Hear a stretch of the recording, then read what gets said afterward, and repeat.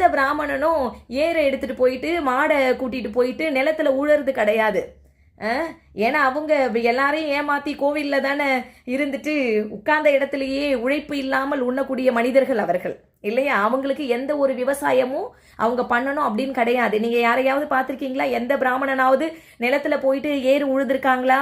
விறகு பொறுக்கிட்டு வந்திருக்காங்களா? ஏதாவது ஒரு வேலை செஞ்சுருக்காங்களா? கூலி வேலைக்கு போயிருக்காங்களா? பண்ண மாட்டாங்க.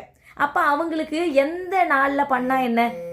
அடித்தட்டு மக்கள் விவசாயத்தை நம்பி இருக்காங்க. அன்னைக்கு அவங்க கிட்ட காசு கிடையாது.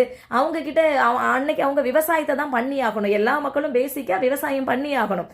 அப்ப அதுல மும்பரமா இருப்பாங்க இல்லையா? அப்ப அந்த டைம்ல அவங்களுக்கு டைம் இருக்காது. இவங்களுக்கு எந்த ஒரு வேலையும் கிடையாது. எங்க விவசாயம் பண்ண போறாங்க? எந்த கூலி வேலைக்கு போக போறாங்க?